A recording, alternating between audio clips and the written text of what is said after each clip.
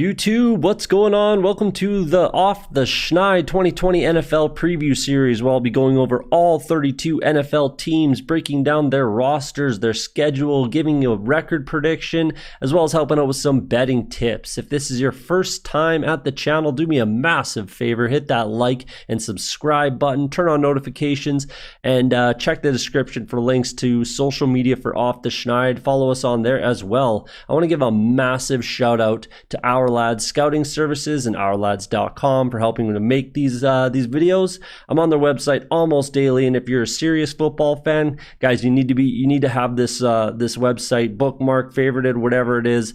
Helps me at draft time, fantasy football purposes, when creating bet slips, as well as DFS lineups. It's your one-stop shop for NFL scouting services. There's a link in the description for OurLads.com as well as the social media. Do me a favor again, hit that like and subscribe button. But enough of that. Let's get to your favorite NFL football preview. Taking a look at the Los Angeles Chargers. Obviously, they'll be in a new building, so it should be exciting for them this year. Phillip Rivers doesn't get to see the new building, but that's fine. I think he'll be happy in Indianapolis. So let's take a look at the quarterback position. Right now, we got Tyrod Taylor as a starting quarterback. Just because of what's going on in the world with the pandemic and everything that's happening, I do think that Tyrod Taylor starts the season week 1 as the starter in LA. I don't know how long that will last. From what I projected, I think I projected Herbert to start 14 games. So Tyrod Taylor gets a couple games. It doesn't really go very well unless it does. And like, don't get me wrong, I definitely don't hate on Tyrod Taylor. I actually like Tyrod Taylor, and I thought that he should have stayed as a starting quarterback in the NFL for a little longer. Obviously, what happened with Cleveland was kind of out of his control, but he played very well with Buffalo. And I don't have any hate or anything like that for Tyrod Taylor. But obviously Justin Herbert is the future, and he is going to be the starting quarterback in LA for the next 4 years, pretty much minimum. So we'll see how long that it takes to get there this season. Austin Eckler is the new, I guess, pretty much 100% starter in LA. He almost had 1,000 yards receiving last year. Obviously, Phillip Rivers was kind of slinging the rock like crazy last year. 20 picks, 23 touchdowns. He almost had 3 receivers with 1,000 yards.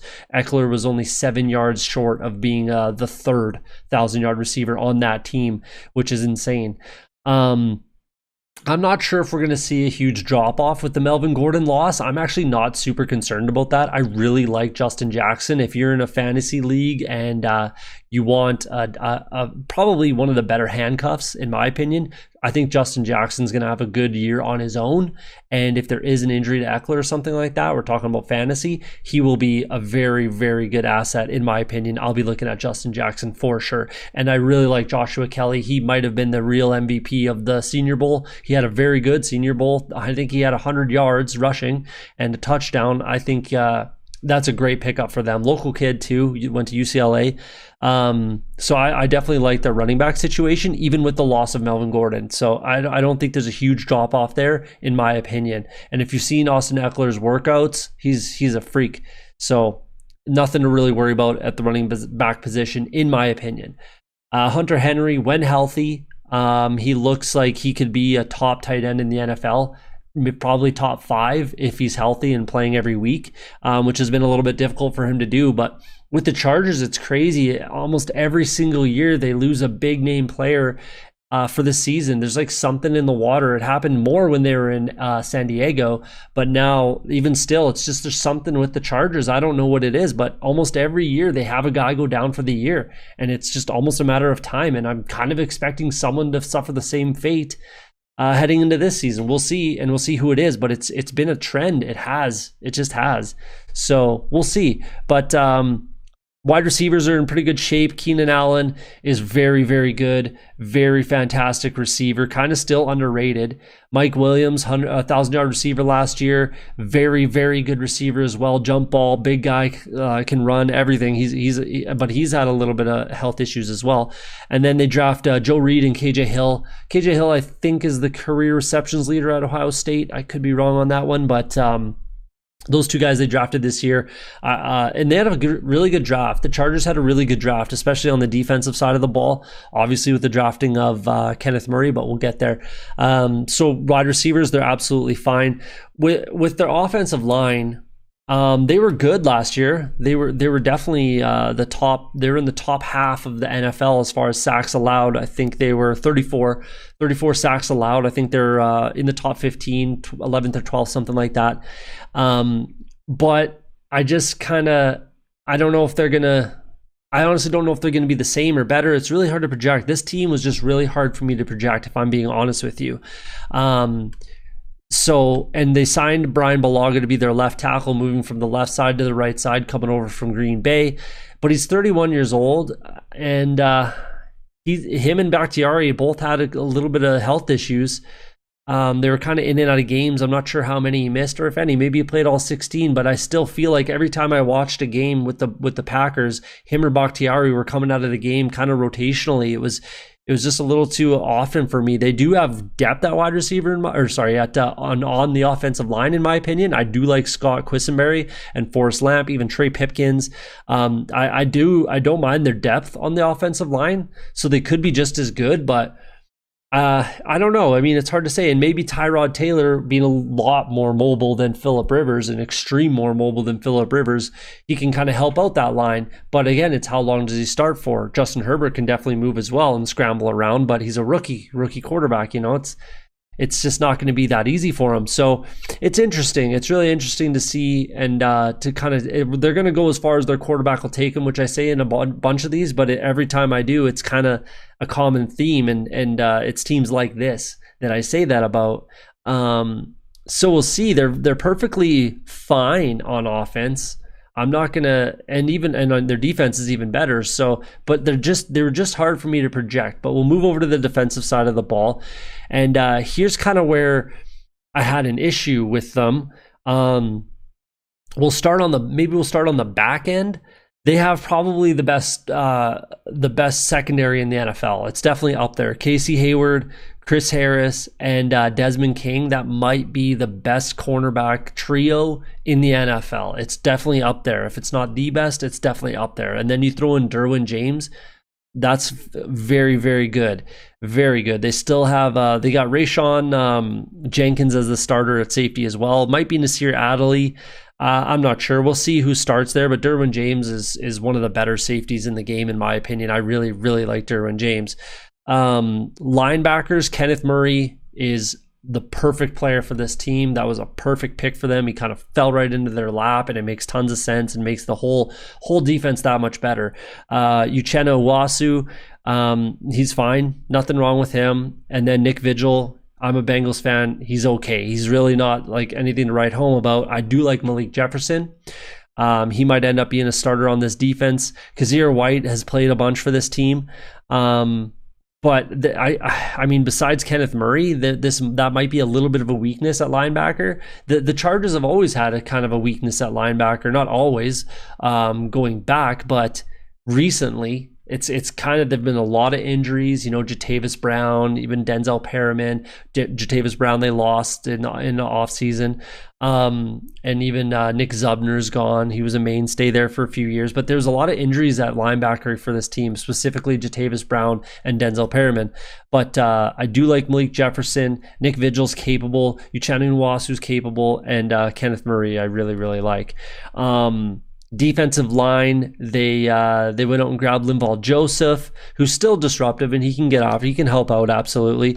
Bosa and Ingram, fantastic. Very, very, very good defensive ends. Very good at getting after. They kind of just I'll meet you there, meet you at the quarterback kind of thing.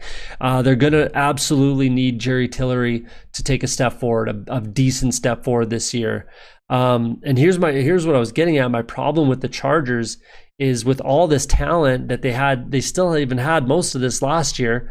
They were in the bottom 5 or something like that, definitely in the bottom 10 for sacks. In the bottom 5, they only had 30 sacks last year. Yeah, they were the third worst team in the league at getting after the quarterback with Joey Bosa and Melvin Ingram. That's you need someone else. Someone else has to step up and be able to get after the quarterback, you know. And Linval Joseph can be disruptive, but he's not exactly like an interior rusher, right? So they need Jerry Tillery to be that guy to help out with like 6 sacks or something like that. He had 3, I think, last year, so he needs to double his sack total, which isn't crazy. I believe he was a first-round draft pick, Jerry Tillery. So they need some guys to help out and get after the quarterback, to help Joey Bosa and Melvin Ingram. They can't just try to meet at the quarterback in every play, you know, so they need some help. As much as I do like this defense, it's definitely got some holes. And with the addition of Chris Harris, maybe that helps. Chris Harris, Desmond King, Casey Hayward just locking down receivers, and then Bosa and Ingram get more time to get after the quarterback. Maybe that does happen, but that's kind of, I mean, consistently, that's a little tougher to do. You need at least a third guy, you know, and Nick Vigil or Uchenna Nwasu could be that guy too, but someone's going to have to step up. Tillery, Nwasu, maybe Vigil, maybe Kenneth Murray. I don't know, someone in the blitzing, someone's got to help out and get after the quarterback and be a little disruptive. Hopefully it's someone on the defensive line besides Ingram and Bosa. So I'd rather Linval Joseph helping out with his, you know, pitching with 3 sacks. And if Jerry Tillery can get to 6, that's a huge help for this defense, in my opinion. So we'll see, and it's going to be interesting how it plays out. I might have a lot of Chargers fans all over me. I'm not sure how many of them are out there, to be honest with you. It's kind of a funny running joke on platforms like Twitter, like there's no Chargers fans. But let's take a look at their schedule and their record prediction for 2020. So there you have it. There's a prediction, low, high, my. 4-12 on the low side, 8-8 on the high side. I just don't see this team being extremely successful. I really don't, unless Justin Herbert comes in and he is the absolute truth, offensive player of the year, and they just win a ton of games that you wouldn't expect them to, which is possible, but I just don't see it happening. I've got them sitting there, 6-10. They were 5-11 last year, and there's a lot of similarities, like I said, especially on that defense. There's just a lot of similarities that and the offense isn't going to be able to make up for it. They'll probably be a lot, I'd hope they're a lot more efficient. And, Phillip Rivers isn't throwing the ball all over the yard, throwing 20 picks. But I don't know. We'll see. There's a lot of question marks, obviously, at quarterback. And then at running back, we're not sure if Eckler can carry the load, pound between the tackles. Maybe Jefferson can do that. We just don't know. And then, it's great having 2,000-yard receivers, but who's throwing them the ball kind of a thing. Offensive line, there's a lot of question marks. So I do like the kind of trajectory that they're going, especially obviously with that defense too. They do need a couple more pieces, but I don't expect them in a tough division too. Like I've said before, this is one of the tougher divisions in football, in my opinion. I just don't expect them to be a winning team and making the playoffs and that kind of thing. I just don't see it yet. Maybe next year with adding a couple more pieces, I could see them being a playoff contender, but I honestly just don't see it this year for the Chargers. So week 1, they start against my Cincinnati Bengals on the road. Joe Burrow coming out party. Could be Joe Burrow versus Justin Herbert. Who knows? But I like my Bengals. I mean, sue me, but I like my Bengals to win that game at home. I really do. And then on the road at home against KC, that's a tough game. As well as this is always going to be a common theme for me. It's really tough for West Coast teams to go to the East Coast. You're losing hours. It's tough. I live on the West Coast. Mountain time is where I live. And when I go to places like Toronto on the East Coast, it's tough for me. I don't love it. I don't love doing it. I'm not playing sports, I'm not playing in the NFL. Obviously these guys' bodies are built for it, but it is tougher. Trust me, it's tougher to go from west to east. So that's a tough game. Then they go all the way back to the west and they play the Chiefs at home, which is a tough game. They're not beating the Chiefs there. They're just not. Then at home against Carolina, I give them a good shot. That should be a good game. I give them a good shot to win that game at home. New stadium. I definitely give them a good shot to beat the Carolina Panthers there. And then they go all the way to the complete opposite end of the country, again, west to east, and play the Tampa Bay Buccaneers, who are extremely better than they were last year, obviously. I don't think they win that game. Then they go on the road and play the Saints. I don't think they win that game. And back at home, they play the Jets. That's a winnable game. That's definitely a winnable game for them, and one that they kind of should win, but we'll see. it's going to be a tough one. I actually think there's more talent on the Jets roster all around, on offense for sure, but then on defense, I like the Chargers. So it's an interesting game, and it'll be a tough game for them. And then they go all the way back to the other opposite end of the country and play Miami on the road. That's a tough game. Miami has improved a ton. That's a tough game. And then they go back to LA. They're putting on a lot of miles here, like they are, especially earlier in the season. Then they go back to play at home against the Jacksonville Jaguars. Again, that's a winnable game. That's definitely a winnable game. But I like the Jags this year. If you haven't seen my Jaguars video, then you'll see where I projected them to be at. And I really like the Jags this year. But that's definitely still a winnable game for the Chargers. At home against the Raiders, winnable game as well. That'll be an interesting matchup too. That'll be kind of similar to the Bengals, the Panthers, and the Jets. That's kind of the tier that this team is in for me. I put the Raiders on a little bit higher tier than any of the teams we've just talked about, but we'll see kind of how it shakes down. It is in LA in a brand new stadium, so we'll see, and it's right before their bye week. Then they go on their bye in week 10. I would probably rather have an earlier bye week if I'm the Chargers, because you're probably making that quarterback switch somewhere.